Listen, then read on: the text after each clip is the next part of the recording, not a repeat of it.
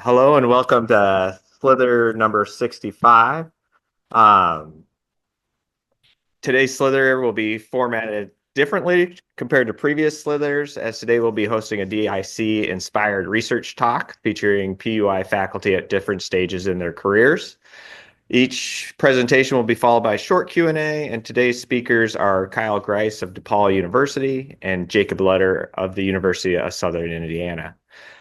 Just quick brief bios. Kyle earned his bachelor's in chemistry from Harvey Mudd College and a PhD from the University of Washington, working in the laboratory of Karen Goldberg, studying CH functionalization with platinum complexes. Kyle then went on to postdoc with Cliff Kubiak at the University of California, San Diego, studying catalytic carbon dioxide reduction. Kyle began his independent career at DePaul University in 2013 and was just promoted to full professor last year. As many of you know, Kyle is a very active member of the ionic community, and I'm sure he'll give us a unique perspective on publishing at undergraduate institutions. I will circle back around for Jacob's bio right before he presents. All right. You should be able to share there, Kyle. All right. So thank you. And I always like sharing knowledge and talking about research. So I've got about 15 slides here. But yeah, so this is kind of how I've really brief, less than 20 minutes, hopefully, of how I've been able to get where I have as a professor at PUI.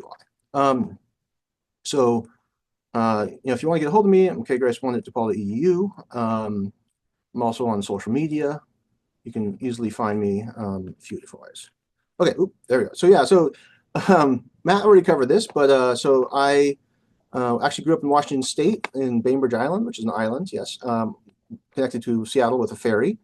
Then I went to Harvey Mudd College for undergrad, got a chemistry bachelor's, went to the University of Washington in Seattle for my PhD with Karen, who's now at UPenn, and then did a postdoc in San Diego. And I started at DePaul, right? And so DePaul is a primarily undergraduate institution, right? Like most folks in Ionic work at similar types of institutions, although we have some R1 folks as well, and R2 folks. So we don't have a PhD program.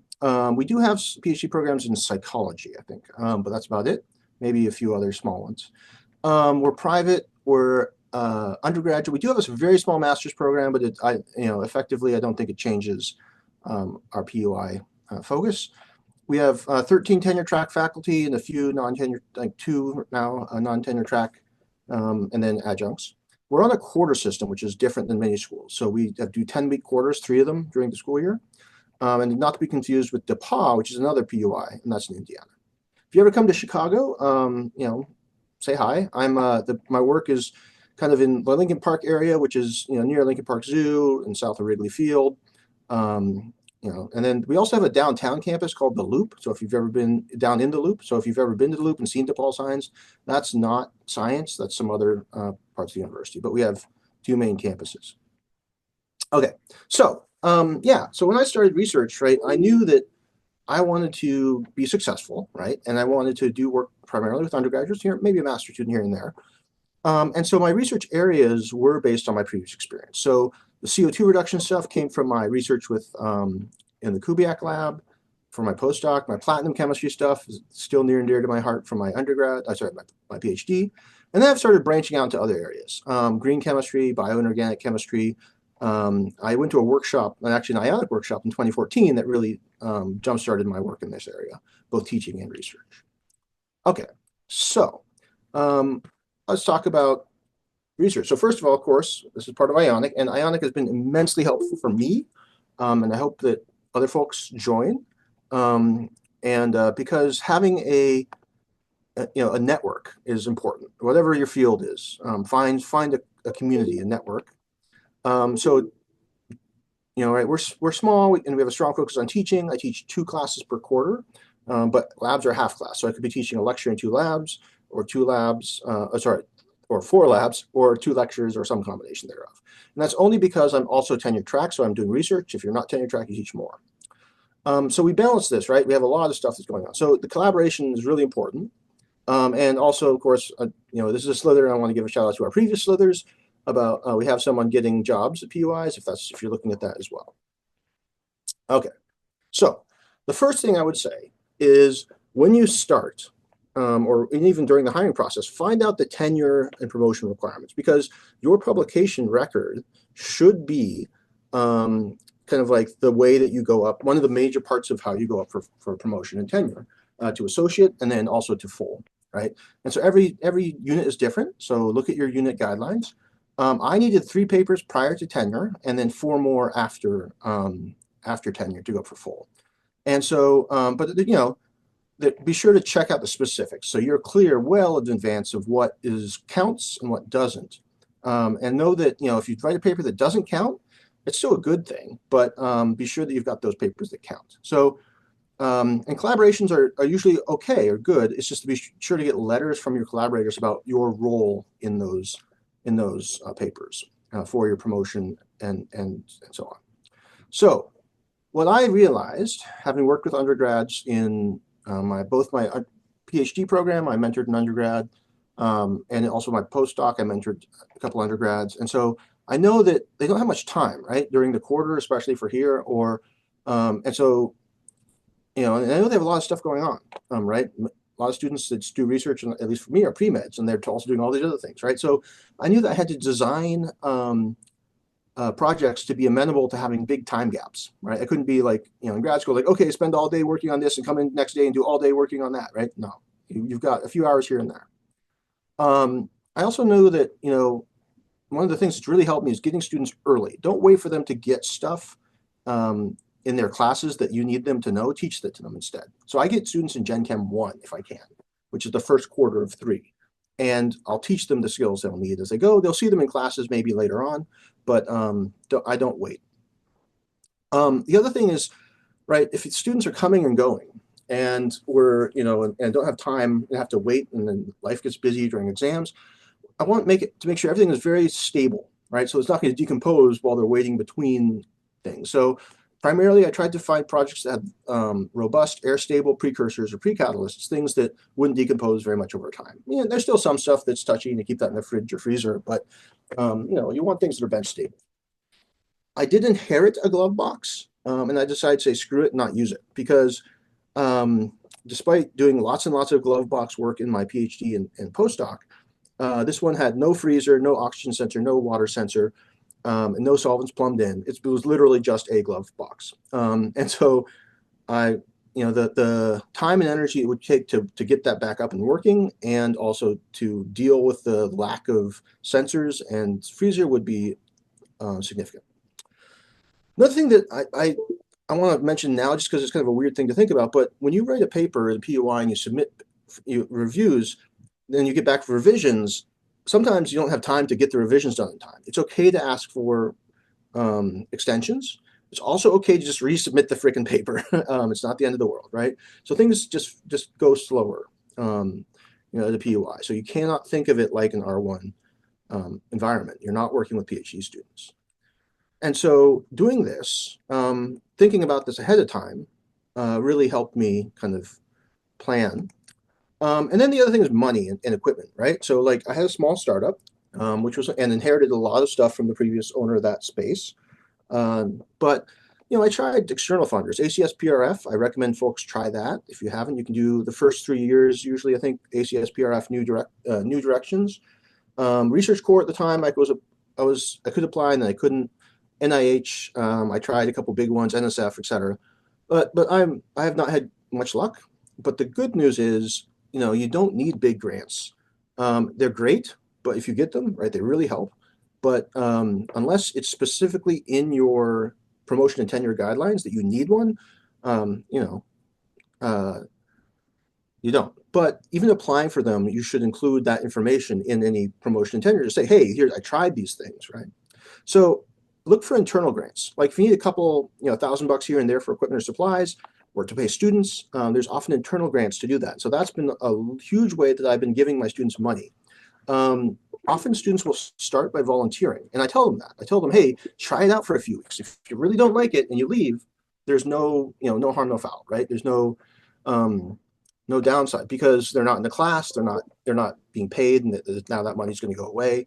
Um, because my first research in undergrad, I hated it. I'm not going to say what specific type of research it was because you might be able to go back and figure out who I was doing, but I hated it, and I just left after under a semester, and then I found something that I liked, and so I understand that that can happen. But once a student has volunteered, then I try to get them to stay longer by having them do course research for credit, independent study, or you can get at least at DePaul, it can count as an elective for one of your classes. And then, or those internal funding things you can apply for. Also, check what your department pays for. So our department does basic consumables like gloves, right? Pipettes, things that are really, really simple, basic glassware that you can go and borrow within reason. So use those resources. And then also think about what's around you, right? So one of the reasons that I was happy about being in Chicago is Argonne National Lab is nearby, and they basically let you go do awesome stuff there for free if you apply and get a grant to do that. Another thing I would say is find a crystallization buddy because nothing helps a paper like a X-ray structure. So we don't have a diffractometer here, right? But I found folks through Ionic or folks I knew, and they would run them for free. Or most big universities now are charging unless they recognize that you are at a small school. But find someone who can do it for free in exchange for they'll of course be a co-author on the paper. But so finding either crystallography or whatever is kind of like a useful tool in your field, part of that networking will get you that. Okay. And it's also just good to have more science buddies to bounce ideas off of. Okay, so let's see how this played out for my career. Right, these are just things I thought about as I was starting and what I was trying to do when I started. So the first thing I would recommend is don't wait. So I took what I thought was a kind of middle ground time in terms of starting versus first papers. My first papers for my own work came out in 2015, so 2 years after I started. And that's actually a pretty short time, I think. And so the point is, I tried to do these reactions that were relatively, again, air stable. So these platinum complexes, platinum methyls, because I worked with them in my grad school, I knew that many of them were air stable, even though many metal alkyls will react with air and water. And so I could make these on the bench, or once I have them, put them on the bench and they're stable, put them in the freezer if I'm worried about them, they're fine.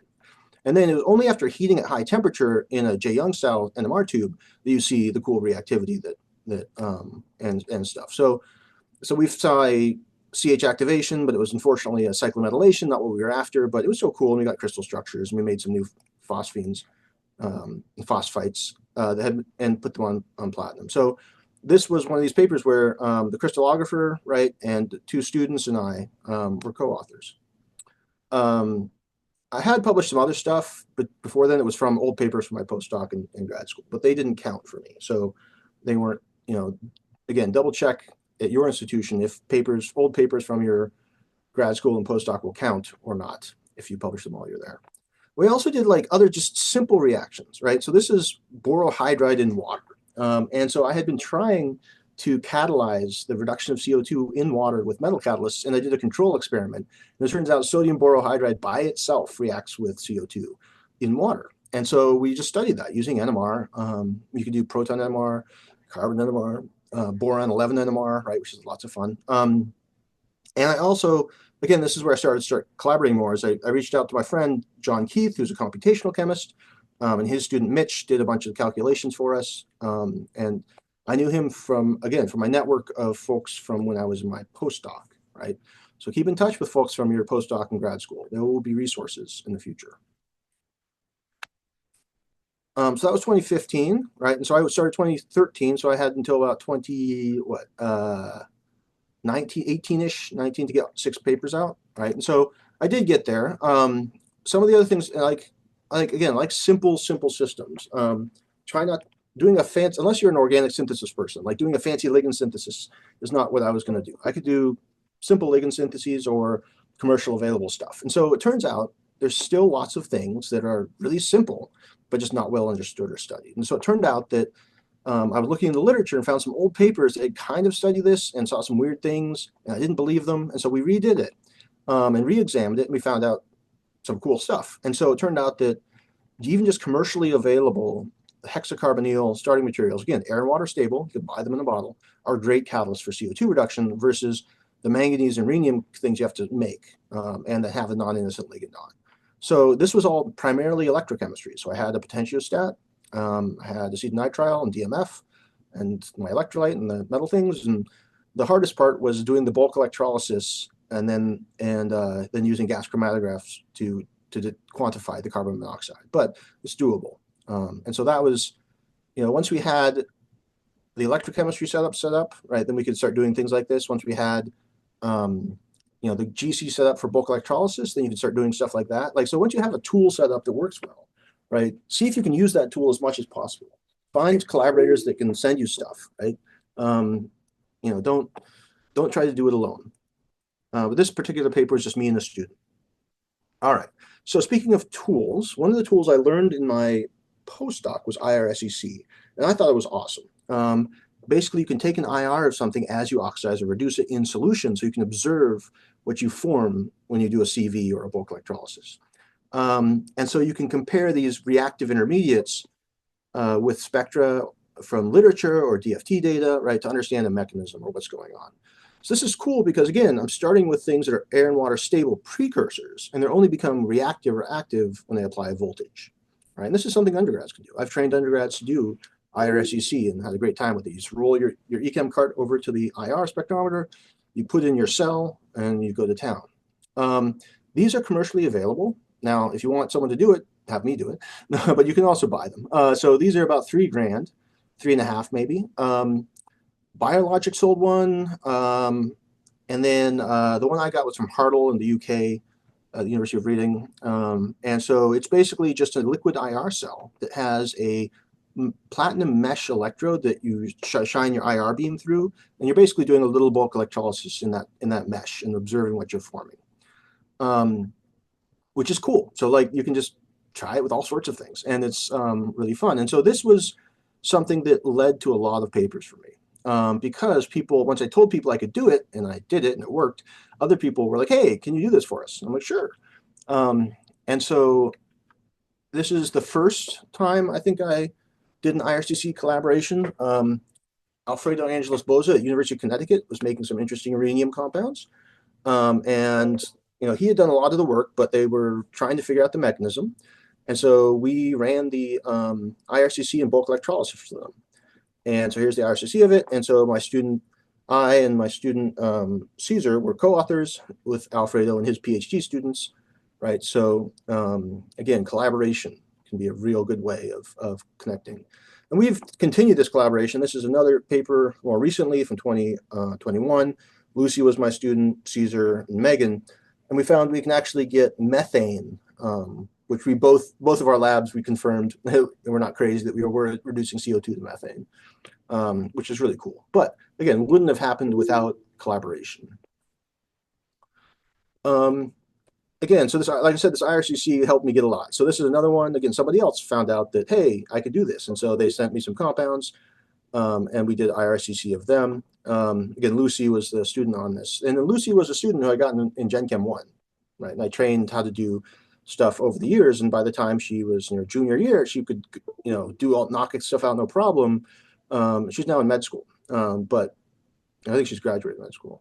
It's been long. I have to go look. She's getting close to graduating. So we were, they would mail us compounds, the precursors, the air and water stable precursors, and then we would do the IRCC. And so we could watch things get reduced, things that are these really air and water sensitive things in form that normally you can't make in a bottle or easily make in a bottle. You could make in a glove box with like KC8 or something, but not going to be air and water stable. And similarly, one more, I did it with Sherry Lentz, who's a PUI prof as well. Again, she had made the compounds, done some EChem, and then we did the IRCC. I also started to learn new skills, right? I've been doing research independently from 2013. And so I started to do DFT, and I started learning just from my friends, from my computational colleague here, and just started playing around with Gaussian because we have it. If you have a tool that someone's paying for, you use it. Otherwise, it's going to go away. Use your SciFinder if you have it, because your library at some point is going to say, hey, this is too expensive, right? Use your tools if you can. So So I did learn about DFT, and that was another tool now that I can kind of broaden my experience with. I feel like I've become more of a generalist than the longer I am in the PUI compared to like being a specialist. Anyway, so collaboration has been key for me. Most of my papers have been collaborative over the years now. So, lessons from making this work is learn new skills. Right? Don't be afraid to branch out. Like I didn't do DFT or I mean, maybe I dabbled in DFT in my postdoc, but I didn't do it for publication. Um, Nor did I do any bioinorganic. And those are both things that have become much bigger parts of my research as I go on. So it's okay to learn new skills and try new things. We're lifelong learners. We're still going to learn new things. And then collaboration has kept me afloat. So it's easy to feel isolated, right? And that's kind of why Ionic was originally formed, was to help profs in inorganic, inorganic chemistry profs, where you might be the only prof in inorganic in your department, have people to talk to and not feel so isolated. So like bounce ideas off of people, share ideas, collaborate. It'll make you, have more fun, and it'll make you get more stuff done, and it'll help your students learn more, right, and learn more about science in general. I've been able to get away with doing things without ever getting a large grant. And by large grant, I mean over, $100,000 multi-year. I've been able to get internal grants for, something like upwards of, 3, 5, or 10,000 here or there. And those have been enough. And the internal student funding grants and stuff. And I've tried them. And you should definitely use, when you're applying for promotion in full, you should definitely say, hey, here's all the things I've tried to apply for, to show that you're trying, but understanding that it's ridiculously hard. And I think it's not going to get any easier if you're paying attention to the news. And another thing is, it's like, don't try to make it too complex. Like a simple, well-designed experiment is better than some flashy, big, cool ligand thing, right? Like whatever, simpler things can sometimes be a lot better than trying to be big and flashy.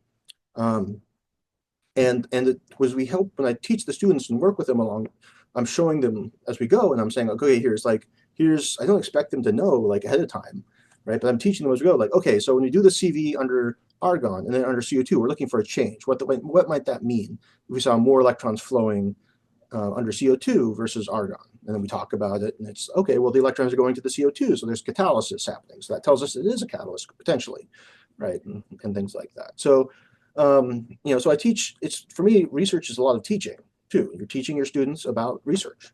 And that's really one of the big goals for the students too, right? But you got to get publications, at least for, promotion and tenure usually. And so you want both, teaching the students about research and also, getting it out there so that people can read it and use it and cite it. And that's pretty much what I wanted to talk about. And so, I've been well supported in terms of the basics that I needed for my college, department and university. Again, the undergrads are great. Get them in their first quarter or semester, train them, and they will be great. It's better to do that than wait. I've had the best in terms of like best, but in terms of like the most work being done and being produced are people that I got earlier and trained, and they could train more and be around more and become more independent. There were lots of great funding for students via things like the Louis Stokes Alliance for Minority Participation and the McNair-Mitchell programs. Those have all been great resources. I don't know if they're going to exist going forward, but there were grants out there that you could find to help support, at least get money for your students. Not for me, right? It was to pay students to work. Finally, let me know if you're ever in Chicago and say hi. The ACS Fall 2026 is going to be in Chicago. So not this summer, but the August after that. And so I'm definitely going to that, and I'll be bringing a bunch of my students, and hope to see folks there. So yeah, that's what I have to say, and I'd be happy to chat or answer anything. Yeah, thank you, Kyle, for the presentation. Yeah, we have a minute or two for a question or comment. One thing I want to point out is, Kyle, I wish in my independent career at a PUI, I had seen this presentation early, because I think you come in, or at least I did. I came in thinking I had to do everything on my own. I had to buy everything on my own. There wasn't a lot of support, and I had to had to blaze my own trail.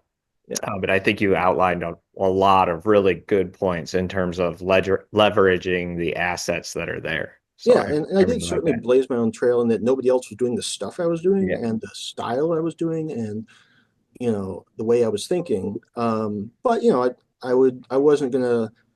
I wouldn't talk to my colleagues a bunch whenever I was like, hey, do we have this or where can I find this? Instead of trying to like buy it myself and spend a lot of money on it. Yeah. I also, just to, even though they don't like rigorously count how much money we spend, right? They let us buy small amounts of chemicals and supplies. I always shop around and find the cheapest I can because I know if I can make my department's funds go longer, it's better for, stretch longer, it's better for everybody in teaching and research.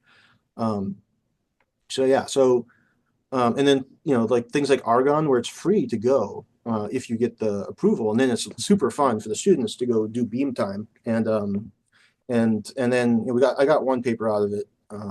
I still have like way more data than that, and that's the other thing too is to recognize you're going to do lots and lots of science that will never get published, so it's important to try to publish the science you can. Oh, thank you, Kyle. Oh, Carrie, your hand's up. Yes. So, so many of us are in situations where most of our department is not research active. So how do you navigate that sort of separation of teaching and research? Is sort of an issue that I have because for me it's just the same thing. And Yeah. so how you have colleagues that don't believe the same way you do. Like, how do you navigate? Yeah, I mean, you kind of have to advocate for yourself and also for the speaking of like it being not being teaching, it is teaching. It's just the students. And so I've known colleagues in other departments who require every student in their lab to take an independent study class, like one credit, like not a full, but just to add it to say, yes, I'm being taught or I'm in a research lab doing research, getting course credit and getting a grade for their research. And so that's another thing too, is like everybody at DePaul at least has to get like what's called an experiential learning liberal studies class for the students, and you can do that as research. And so I have lots of chemistry majors, non-majors doing 1/4's worth of class credit, and I don't get compensated for that. I get no compensation for teaching these classes, but I put it on my resume, or my CV resume. I put it in every year during my merit eval and say, hey, I'm doing all of this stuff. And so show that what you're doing to your colleagues, and your colleagues can continue to do what they want, but you need to show that, hey, the students are learning, that we need the equipment and supplies. And that's the other thing too, is like, if there's a chance to get something like equipment for teaching and research, that's best, not just for research, right? So if you need something and you're trying to like advocate for getting it, make sure that you explain how it will be used in classes. A great example of this is when I started, we didn't have much in the way of HPLC. We had one small old HPLC. We got another one. It wasn't for me, for my research, but somebody else needed one, right? And so it was really, that big purchase was kind of justified to the higher ups and not just our department in terms of, hey, we're going to use it in these classes, and we do. And so students get hands-on experience with these instruments. And the other thing, so like we have a microwave reactor, and I use it a lot in my research, but I'm bringing it more into the inorganic classroom so that I can say, yes, we're using it both in research and in teaching. All right. Thank you, Kyle. In the interest of time, we'll go ahead and move on to our next speaker. So our next speaker is Jacob Lutter of the University of Southern Indiana. Jacob earned his BS in chemistry at Shippensburg University, where his adventure in metallo-crown chemistry began. For his PhD, Jacob attended the University of Michigan and worked in the laboratory of Vince Pecoraro, studying metallo-crowns for lanthanide sensitization, and also began exploring pedagogical content. After earning his PhD, Jacob stayed on at the University of Michigan to complete a teaching postdoc, and then moved to Wayne State University to continue his adventures in lanthanide chemistry with Professor Matt Allen. In 2022, Jacob started at the University of Southern Indiana, and he's going to give us that junior faculty perspective. So with that, Jacob, you you have the floor.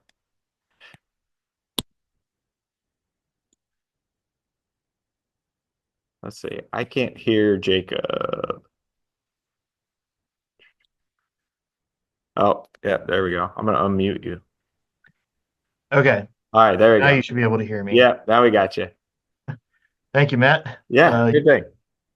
Got my first slide pretty much handled here, which is essentially what was my academic journey. So I started out in South Central Pennsylvania, and I fell in love with chemistry as a high school student who happened to go to Shippensburg University to get his degree. I thought that might be a pretty cool place to do chemistry, and it turns out it was. So at Shippensburg, I met the inorganic professor, Kurt Zaleski, who happened to get his PhD from the University of Michigan working on metallic rounds, and I thought that was pretty cool.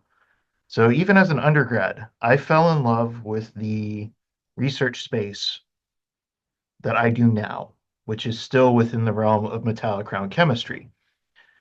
So I've developed this expertise for a very long time, starting as an undergrad, and I have experience as an undergrad working on projects that I am asking my undergrads to do. So that's something that I've kind of kept in mind as I've been coming up as a professor. I am still keeping myself in a headspace of where are the undergrads coming from? What do they want out of the experience? And the way I've thought about it is what did I want out of the experience? So after the University of Michigan, I made the arduous trek over to Detroit to do my postdoc and weather COVID at Wayne State University with Matt Allen. And Matt did something that was amazing for my career. He gave me a space to start working on independent projects with undergrads. And because of that space, I was able to actually publish a couple papers that were based on those projects already. The timing of those, sadly, the higher impact one does not have the University of Southern Indiana address on it, but a couple other publications did. And as Kyle had alluded to, it's important to know what the distinction is. I wish I could tell you what my distinction is right now, because right now I don't know who my dean will be when I go up for tenure. We are in an interim kind of state. But if things are as they are right now, those papers that have the USI address will count. That's kind of the distinction the current interim dean is thinking. So that brings me to USI, where I am right now. And I do want to give a shout out to JMU. I spent a summer there as a undergraduate student working in their REU program. And that's where I met Barb Reisner and got involved with Viper, pretty much. So the topics that have spanned my research career. More recently, I've been looking at europium-2 in my postdoc. I spent a lot of time with single crystal X-ray diffraction, and during my postdoc, I got the opportunity to actually work with the instrument and do a lot of the data collection, refinement, and all of that myself. I've spent a lot of time on lanthanide luminescence, and that's still the space that I occupy. So where I really focus my research is a blend of these two, thinking about the single crystal X-ray diffraction data and this lanthanide luminescence data. In the past, I've done a lot of work with molecular magnetism, including single molecule magnets, and I did dabble in chem ed thinking about pedagogical content knowledge, which is essentially a description of how do I think about teaching chemistry, which was very fun at the time. Still fun. So to kind of give an overview of where I've situated my research, it's focused on these lanthanide luminescent emission properties. Now, as everybody probably has tattooed in the backs of their eyelids just to make sure that they know what these shapes look like, these are the F orbitals. There are 7 of them. These are the popular representation of their shapes. And if the periodic table was a literal table, our lanthanides would be down here on the bench.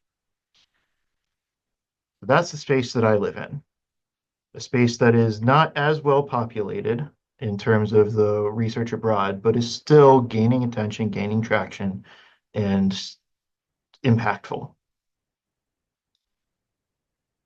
And in terms of what I've done in the past, I've thought about lanthanide luminescence. The overarching carrot was thinking about how can this luminescence be used in imaging systems for cells. So here I have an example of metallic rounds being used to image HeLa cells. We can also think about their magnetic properties in terms of MRI contrast or magnetic materials. These are places that I have in the back of my mind. As Kyle said, you can't really specialize too much. You need to be agile. And I could see my career easily turning back to MRI contrast or things like that. But for now, I'm focused on the luminescence. We don't really need to go through all of this. So what makes the lanthanides unique? What's unique is the fact that their valence orbitals are actually hidden behind occupied 5s and 5d in terms of the electron distribution. So what that means is my 4f orbital has a nice little shield around it that protects it from whatever I have bonded to the lanthanide. So say I have an ion that absorbs blue, emits red. If I change the ligand field, it's going to absorb blue and emit red. That leads to highly characteristic emission and atom-like properties in terms of their electronic structure. In fact, the way that we talk about lanthanide luminescence does use the term symbols. So we still use atom-like term symbols to describe our electronic states because there isn't a lot of bonding going on with the 4f electrons. So the ground state of a samarium would be a hextet H5 halves. Ground state of an erbium would be a quartet I15 halves.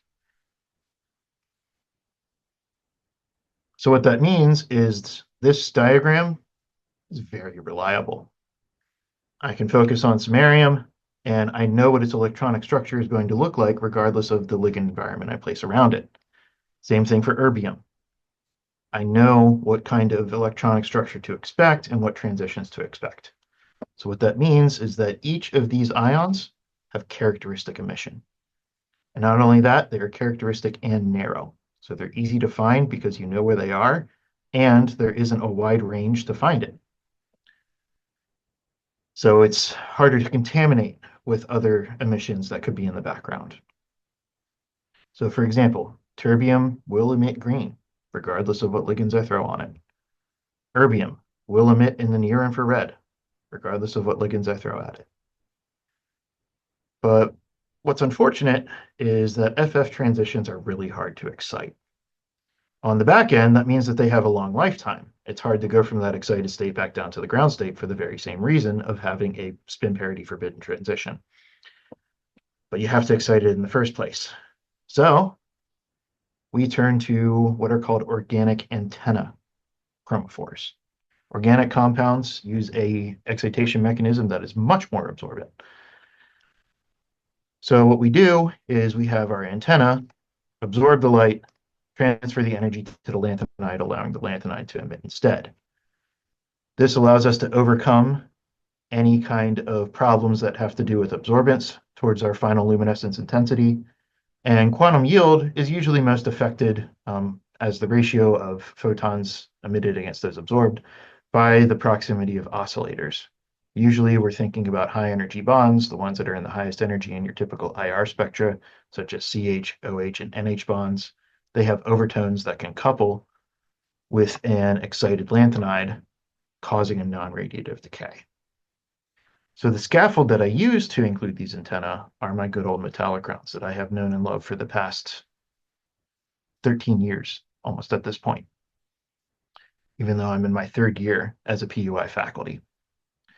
So what these are essentially structural analogs to crown ethers. Crown ethers have that carbon-carbon oxygen repeating unit. Metallic crowns have a metal nitrogen oxygen repeating unit instead. So we build up these cycles by putting these pieces together that involve a transition metal, typically third row transition metal, and some kind of NO containing molecule, usually a hydroxyamic acid. Just as there can be 12 metallic crown 4s to match a 12 crown 4, we have 15 metallic crown 5s that match a 15 crown 5. And the way that our ligands usually bind is such that our ligand will bind to 2 ring metals. And depending on the way that they chelate, such as a 6,5 chelate from the salicyl hydroxyamic acid, we can get a 90-degree angle between our metals that would build into a square and thus a 12MC4 if the metallic crown was to be flat, compared to a picoline hydroxymate that has 2 5,5 chelates Now we're at about 108-degree angle between our metals to build into a pentagon to form a 15MC5.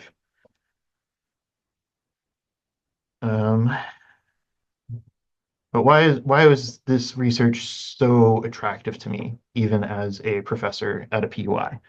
The reason is the synthesis that we typically do is straightforward. And I was elated seeing Kyle's presentation because a lot of the things that he was saying are things that I happen to be doing. This self-assembly kind of reaction is something that a first semester Gen Chem student can do. I can recruit very early with these kind of reactions. I can think about the stoichiometry that goes into the self-assembly. They can go in the lab and do the measurements to get that stoichiometry to happen. They don't need to think about what's happening in solution until they start to develop more chemical knowledge and skills that will allow them to think about what's happening on a deeper level with the self-assembly. So they can get in early and they can get hooked if they want.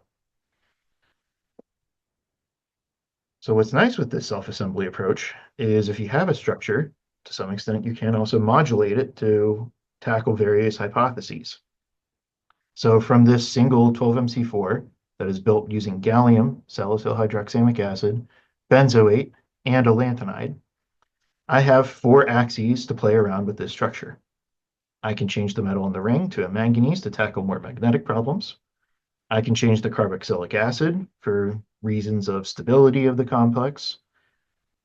I can change the hydroxamic acid, maybe appending something else on it, like an iodine or an ethylene, as I did in my PhD work. And the lanthanide in the center, of course, dictates the color of the emission and what I could do there. Now, the space that my research exists in is something that I know very well because it's the same space that I did as my PhD.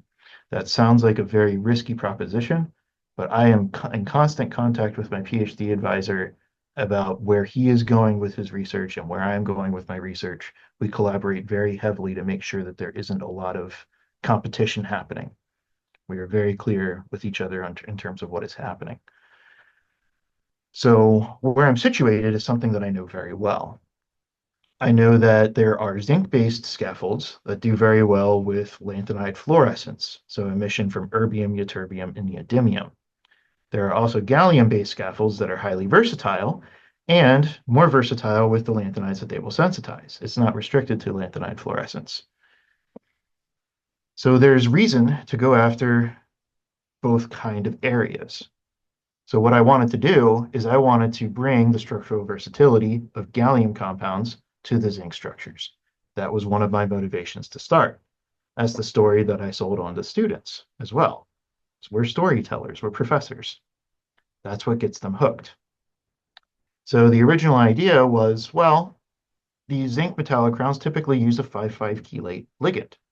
That's hard to make a 12MC4 with because of the nature of those 5,5 chelate angles that form with the metals, compared to the gallium structure using something that has a 6,5 chelate. So usually what happens, even if there's a lanthanide in the center, is there's a significant amount of bowling to the zinc structures that form 12MC4s compared to the gallium. And we typically don't see a carboxylate come in because there really isn't a nice distance for that carboxylate to bind both the zinc and the lanthanide. So the idea was, let's redesign that quinaldate hydroxamic acid such that there is a 6,5 chelate. So one of my first students that I worked with, Lauren, did just that. We redesigned that the position of the hydroxamic acid on this quinoline moiety, moving it from the 2 position to the 8 position. So now if it was to bind, it will form a 6,5 chelate motif. So first things first, had to make the ligand.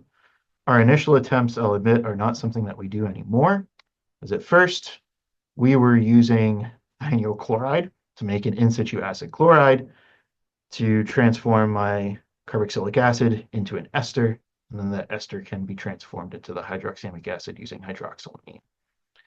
Nowadays, we do something that is more one pot, something an undergrad can do in an afternoon in 3 to 4 hours, much more friendly for their schedules, and works out pretty well. We use ethyl chloroformate to generate a different in situ intermediate that you can react right away to get the hydroxamic acid. But regardless, we can make this ligand fairly easily. And again, I'm so glad Kyle mentioned it. When you're doing inorganic research, you don't want to do a lot of organic chemistry. There's not a lot of time. The students work for at most like maybe 3 hours a week is what I can get out of them. I can't be doing a lot of multi-step synthesis. So something that is relatively simple to get to is a good target. Something that I can buy, an even better target. Salicyl hydroxyamic acid happens to be something I can buy. Fantastic ligand to use. So to start, we're testing the hypothesis. Will the metallic crown be flatter? So what Lauren did is we started working with this ligand with zinc, and we do end up with a metallic crown that appears kind of flat. And in fact, in the crystal structure, which this is data collected by my collaborator, Dr. Matt Zeller, whom I've worked with since I was an undergrad. Again, as Kyle said, have a crystal buddy. I have a very excellent crystal buddy. We see a dimerization in this data of the metallic crowns. So what's happening is that 3 of the 4 ring metals are binding to a solvent or an acetate. The 4th one, however, is binding to an oxime oxygen of the other metallic crown. 1 zinc is in the center that has a acetate bound to it. That's what this red line is. It's an oxygen of an acetate. So the way that I kind of look at these structures is I use a program that's called SHAPE. SHAPE will take your experimental data and compare it to idealized geometries. Essentially, the more deviations you have from that geometry, the larger this continuous shape measurement will become. So the closer you are to 0, the more ideal your shape is to those idealized coordinates. If you're less than 1, you have something that describes the shape very well. If you're less than 3, it's useful. Greater than 3, it's not that geometry. So essentially what we have, especially since we're 5 coordinate and we're going to be fighting between is this trigonal bipyramidal or square pyramidal, we have a better match for square pyramids for 4 out of the 5 zinc. Only one of them is a trigonal bipyramid, and that's the one that links the metallic crowns together. So kind of keep that in mind. To compare, I found a zinc structure that uses the classic style of the quinaldic hydroxamic acid. Got that crystal data from Joe's publication back in 2013. And I'm going to point out the zinc are bound to these blue lines. Those are nitrogens from a pyridine. So when we overlay the structures, the new metallic crown in blue looks much flatter. Looks like my hypothesis is supported. Like I said, there's pyridine. There's not pyridine in Lauren's structure. So what ends up happening with entering Michaela, now that Lauren had graduated, we're including pyridine and seeing what happens. And it turns out we can make this structure with pyridine. The pyridine binds on the zinc in 3 of the 5 cases, one of them being the central ion. And you can already tell there's a lot more curvature to this structure. When we do the shape analysis, we see that 3 out of the 5 are in fact trigonal bipyramidal. So we have a flexing of our angles related to that 120-degree ideal angle for a trigonal bipyramid versus the 175 or so that a square pyramidal would rather have. So that's causing the structure to kind of flex and bowl more. So now the zinc's coordination preference of being 5-coordinate trigonal bipyramidal is starting to take over because we don't see a dimerization. These are discrete molecules in the crystal. When we overlay the new structure with the old structure, there's a much better match with Michaela's new structure. But at the end of the day, we still want to have lanthanides. So what Emma's been doing is including lanthanides with this ligand. And so far what we've gotten is what we affectionately call a chemistry. If you can include puns in your research, do it. Students love it. That's my pro tip of the day. Well, amateur pro tip, I guess. But essentially, we have a stack structure that's built from 2 12MC4s, both of which contain a ytterbium, the top ytterbium having acetates to cap off its 8-coordinate preference. And we have what look like kind of flatter structures for the 12MC4. When we look into the geometries, again, there's a lot more square pyramids, and in fact, one of them is 4-coordinate square planar in terms of the zinc. So now we're in geometries that emphasize that more flat geometry for the 12MC4. So what I think is going on is there's a competition between the pi stacking of the ligand, whether it was Lorentz dimerized structure, having those ligands near each other such that they can pi stack, versus the coordination preference of the zinc when there is not pi stacking. So there is kind of a competition between what zinc wants to do and what the ligand wants to do in terms of the pi stacking in the solid state. So at the end of the day, do we see lanthanide emission? The answer is yes, we do. So far, we have been able to observe emission from ytterbium and erbium, and this was using an instrument that USI bought as a part of my startup. So I have a near IR detector equipped to a fluorimeter that was purchased. We can see this emission, and it's fantastic. So here we have classic ytterbium emission, classic erbium emission from these structures. So in sum total, what we've learned from this project so far is the competition between pi stacking and zinc's coordination preferences are going to have an effect on how these zinc metallochrons form. They're not going to behave like gallium. There's more to it. Including a lanthanide, having this kind of templating effect by the lanthanide encourages more pi stacking for a flatter structure. And we can see near IR emission so far. So what I've learned so far working with undergrads is, again, this is not an overly ambitious project. This is something that is easy for them to pick up early on, something that they can work with 3 hours a week and still maintain progress. And in terms of the publication potential, we have nuggets of things to publish. This story that I've told about the zinc structures is something that we are working on publishing right now. So I should have my first papers coming out this summer. So that's where I'll pretty much end in terms of my presentation. And I guess at this point, it's questions. Yes, thank you, Jacob. I like that you reinforced Kyle's suggestions there, because I think for most PUI faculty, we all try to cut, or sometimes we come in a little overambitious. So showing these simple projects that students can tackle is great. So I think Kyle might have a question though. Yeah, no, this is totally, getting back to this kind of collaboration idea. Can you observe singlet oxygen fluorescence with your instrument, your near IR detector? I should be able to, yes. So that's something that I'd imagine is possible. I don't know if I can't do any kind of lifetime on it, but I could observe the luminescence. Yeah, where does it emit? My P-chemist buddy about was trying to observe singlet oxygen that had been sensitized. Right? And it has a emission at, like, in the near IR at like 1300 or something. Yeah, and I know singlet oxygen quenching on lanthanide emission is a pretty popular sensor that people use lanthanides for. Yeah. So that 1300 my detector can see. Yeah, I showed erbium at 1500. It's in the range. Yeah. Cool.